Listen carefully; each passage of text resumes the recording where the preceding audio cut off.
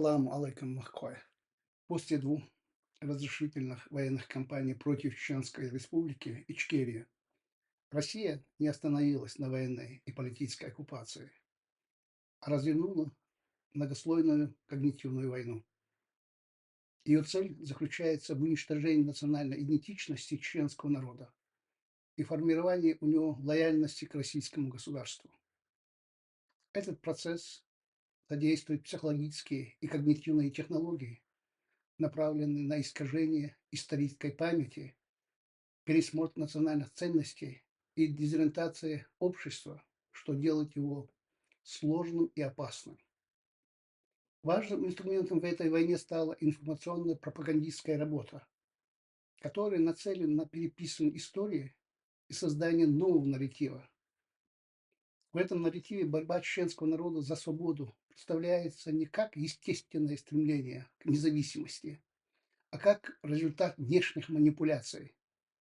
Сопротивление чеченцев в России все чаще изображается как деятельность террористов или марионеток западных сил, что подрывает понимание чеченцами их собственной исторической идентичности. Этот пересмотр истории способствует дезориентации общества, лишая возможности четко осознавать свои корни и свою роль в мировой истории. Одновременно с этим российские власти целенаправленно разрушают культурные и моральные устои чеченского общества. Под прикрытием декларации о приверженности традиционным ценностям они внедряют новые модели поведения, которые разрушают вековые адаты и национальные традиции. Распространение аморальности, разврата, поддержка прислужничества и подхалимства происходит постепенно и незаметно, что делает этот процесс особенно опасным. Размывание основ чеченского общества, его моральных устоев и культуры направлено на то, чтобы лишить народ внутренней опоры и сделать его более восприимчивым к внешним влияниям. Особенно важным элементом когнитивной войны является попытка изменить религиозную идентичность чеченского народа. Российские власти теперь преподносят суфийских шейхов, которые исторически играли ключевую роль в сопротивлении российской колонизации и подверглись преследованию, как фигуры, якобы способствовавшие развитию российско-чеченских дружеских отношений. Такая подмена понятия направлена на искажение истинной роли суфизма в чеченской истории и на создание ложного нарратива о роли религии в национальной борьбе. Это попытка подменить религиозные ценности и создать новый, более удобный для российской идеологии религиозный нарратив, является частью общей стратегии по уничтожению чеченской идентичности. Тем не менее, несмотря на эти усилия, в Чечне ведутся серьезные научные работы, которые непосредственно влияют на возрождение национальной идентичности.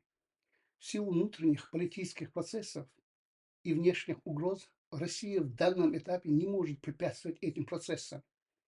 Вопросы, связанные с языком, археологическими исследованиями и историческими событиями, разрабатываются на достаточно высоком уровне, несмотря на их потенциальную угрозу для российской идеологии.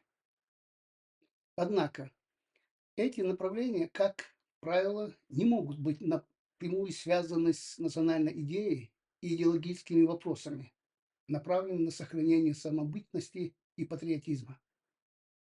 Это ограничивает их влияние на когнитивную войну, поскольку их результат не всегда способны противостоять пропаганде и искажению фактов.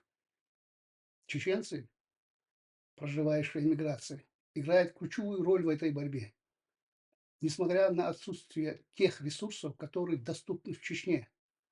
Они обладают большой свободой для отстаивания идеологических вопросов, национальных ценностей и интересов.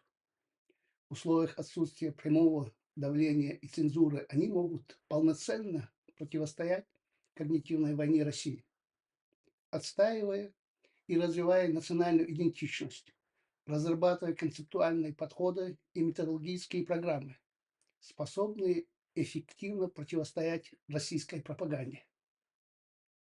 Для противодействия когнитивной войне и восстановления национальной идентичности необходимо сосредоточить усилия на нескольких ключевых направлениях. Первое.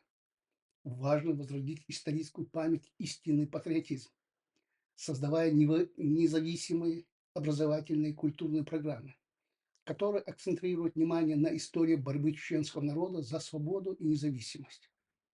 Эти программы должны быть направлены на поддержание и укрепление национальных традиций и адатов, чтобы сохранить моральные устои и культурную целостность общества.